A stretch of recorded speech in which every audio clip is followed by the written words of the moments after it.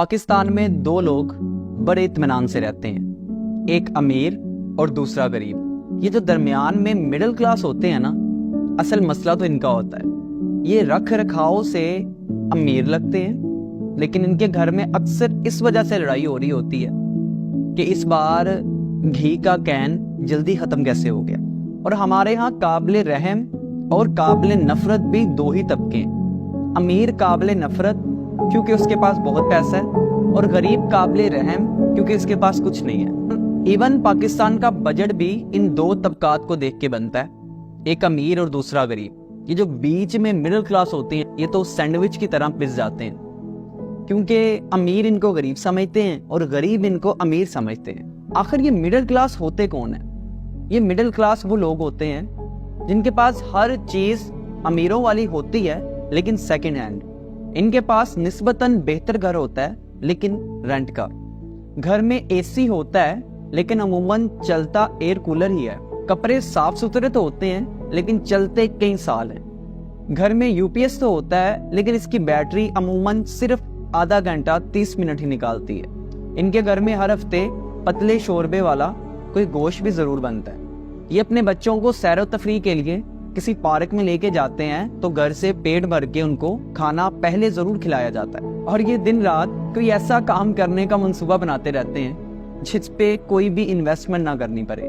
یہ اگر ظاہر کرے کہ میرے پاس بہت پیسہ ہے تو رشتہ دار ادھار مانگ لیتے ہیں، اور اگر نہ شو کرے تو کوئی منہ نہیں لگاتا، اور یہ اپنی اوقات سے صرف 20% اونچی زندگی گزارنے کے لیے پستا رہتا ہے۔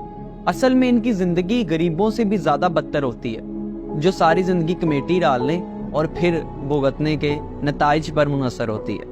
ہمارے ہاں ہر وہ بندہ مزے میں ہے جس کے پاس بہت پیسہ ہے یا بالکل پیسہ نہیں ہے۔ جس کے پاس پیسہ ہے وہ اے سی میں سو جاتا ہے، اور جس کے پاس نہیں ہے وہ فٹ پاتھ پہ سو جاتا ہے۔ پیسے والا کسی سے کچھ مانگتا نہیں ہے، اور جس کے پاس کچھ نہیں ہے وہ ہاتھ پھیلا لیتا ہے۔ رگڑ تو اس کو لگتی ہے جس کے پاس پیسہ بھی ہے لیکن صرف گزارے سے تھوڑا سا کم، جس میں گزارا کرنا دو ایسی رسیوں کو جوڑنے کے مترادف ہے جن کو کبھی بھی آپس میں گرا نہیں لگ سکتا۔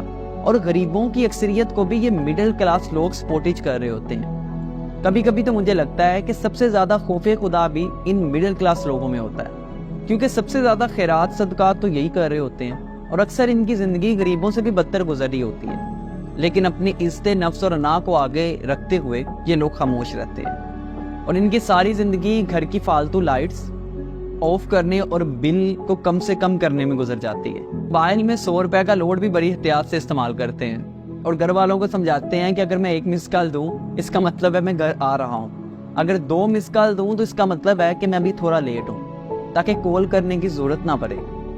یہ کبھی کبھی تو اس قابل بھی نہیں ہوتے کہ ایک ہی مہینے میں بجلی، گیس اور پانی کے بل اکٹھے پے کر سکیں۔ ان کی اکثریت چونکہ پڑھی لکھی ہوتی ہے تو یہ کبھی کسی کے آگے ہاتھ بھی نہیں پھیلاتے۔ ان کے پاس بیٹیوں کی شادی کے لیے پیسے نہیں ہوتے، بیٹے کو نوکری پہ لگوانے کے لیے کسی کی سفارش نہیں ہوتی، لیکن پھر بھی یہ جب کسی کو غمگین دیکھتے ہیں تو خود آپ دیدہ ہو جاتے ہیں۔ لیکن یہ مڈل کلاس کیا کرے؟ نہ وہ زکوٰۃ مانگتا ہے، نہ صدقات لیتا ہے، نہ کسی کے آگے ہاتھ پھیلاتا ہے۔ ایک دوسرے کا خیال رکھیں، زندگی اور یہ دنیا ایک دن ختم ہو جائے گی، لیکن آپ کا پیار ہمیشہ لوگوں کے دلوں میں زندہ رہے گا۔